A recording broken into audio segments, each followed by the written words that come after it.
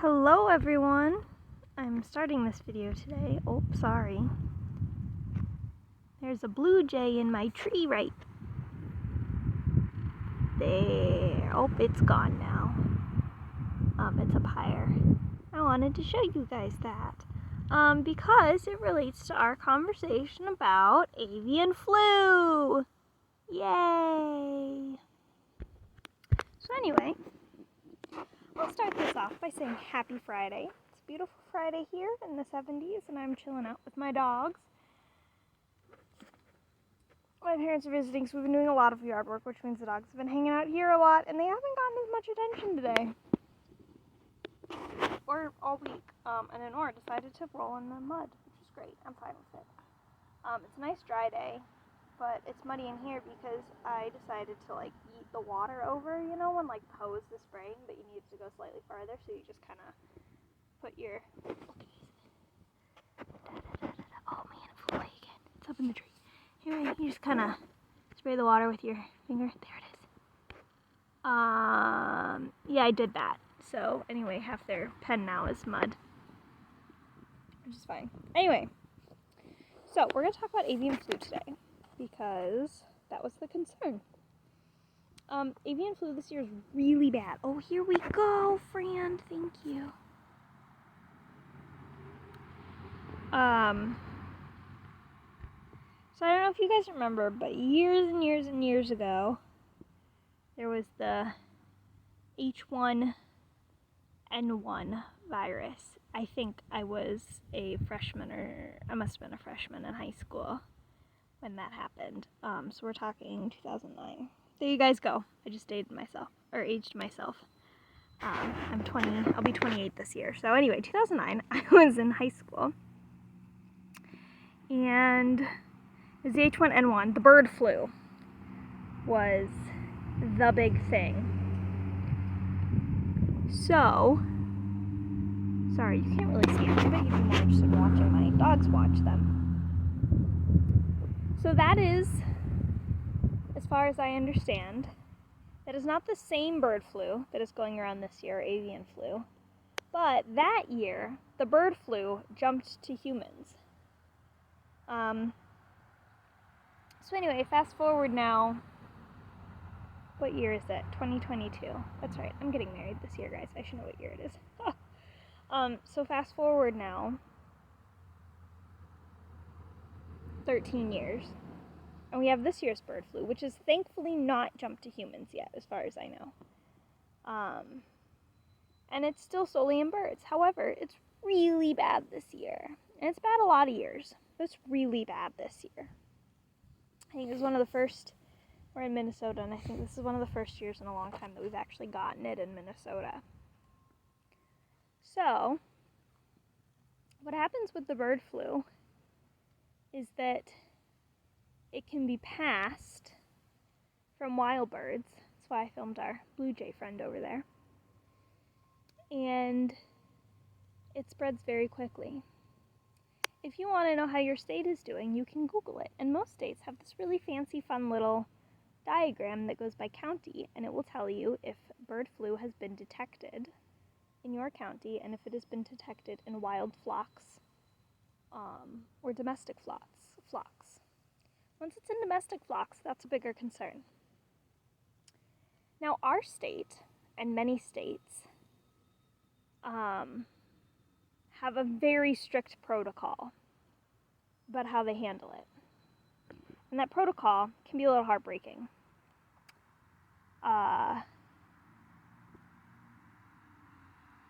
Because it can and does involve the culling of the entire flock. It means they kill all the birds. And I know when, a lot of people are like, what do you mean you just kill all the birds? Well, it's really the only way to keep it from spreading.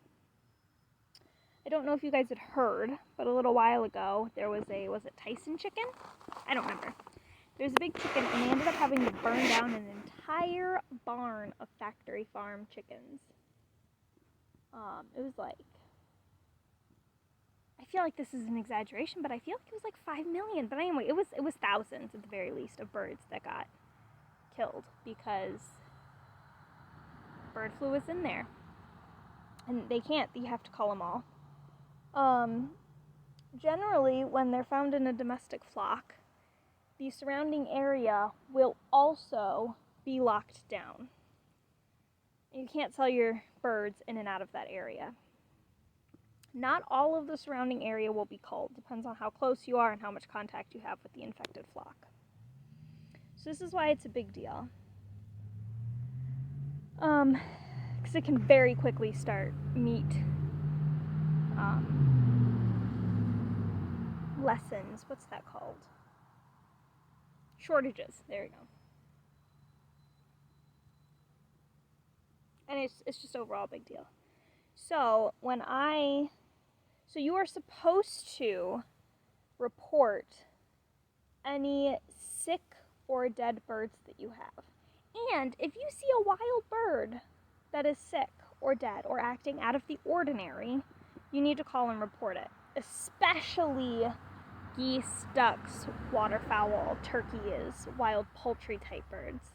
Now, wild birds can carry it, like our little blue jay friend that's been flitting around here. But they're less likely to. So, when Brunhilde turned up dead, and there wasn't an obvious predator, that was our issue. I'll switch you to the I hopped online, found our state call, and called up our state. And they were really great. I left a message. They called me back quite promptly. And the process was that they got me in contact with an expert on bird flu. And they went through, and then that person, so I talked to the first person, and they were an intake person. So they just took down the basic information. Then they passed it along to their experts, and one of their experts called me back to get more specific information and asked the follow-up questions that needed to be followed up, and then they made a decision. I did not. They did. They're the ones who decide if your bird needs to be tested. If they do, they will make arrangements with a local vet in the area that has experience with avian flu to take a sample of your bird, and that sample will get sent out and tested. So obviously Brunhilde was not killed by a predator. So I called them up, they called me back. Shortly after, it was within a few hours, but they said by the end of the business day for sure, I got called back by my expert, and we chatted for a bit, and she said, it does not sound like bird flu, so you're good. You can dispose of the body, keep an eye on your ducks, let us know if you have any other concerns. So, I'm going to tell you what she told me. First, to start with, I obviously looked up if we had any reported cases of bird flu in my county. And we did, but they were all wild birds. We had not had any domestic flocks. Now, down south of us, there are domestic flock reports, but nothing up here. There have been wild bird cases, though. So what she told me was that,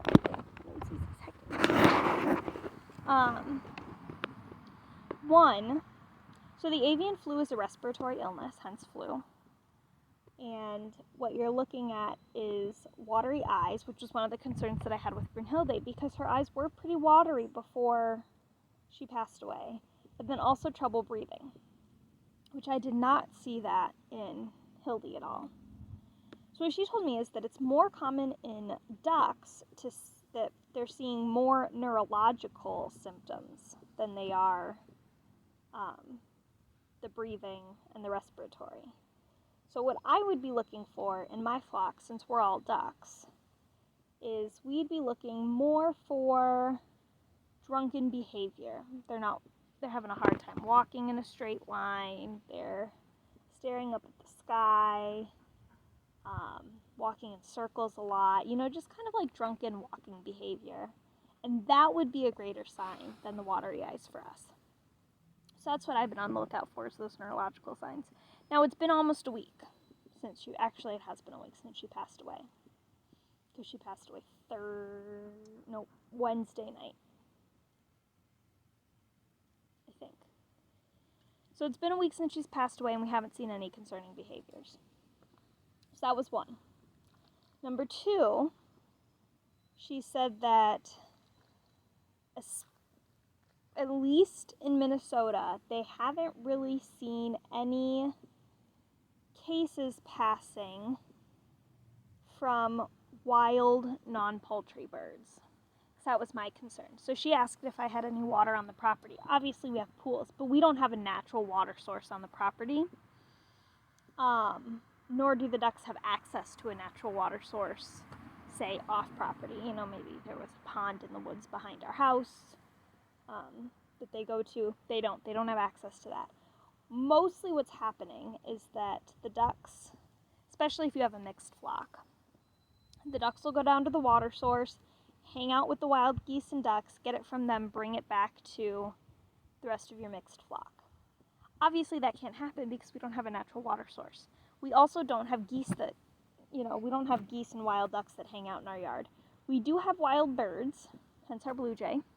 We have crows that I hear in the trees sometimes.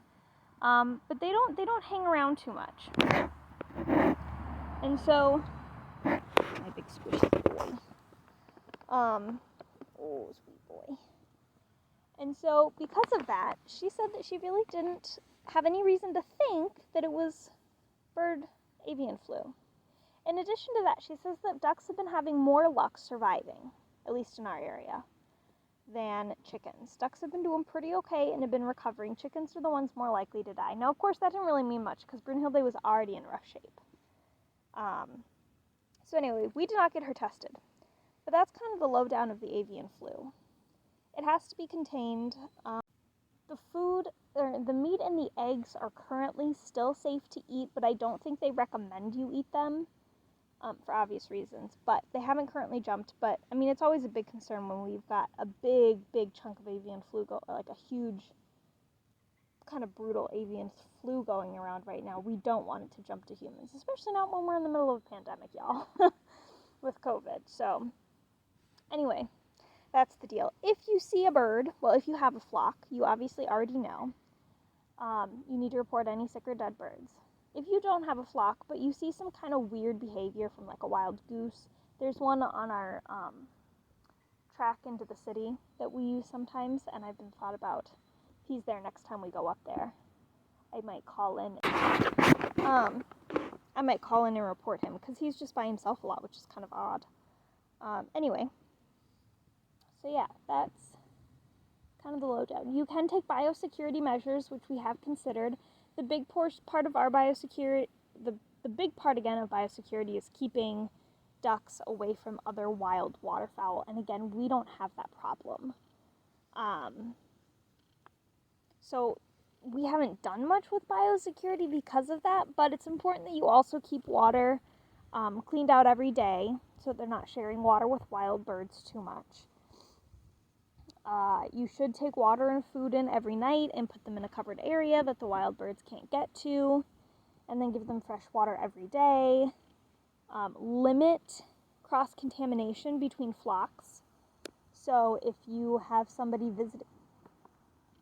if you are visiting another person's barn, make sure you wear clean boots.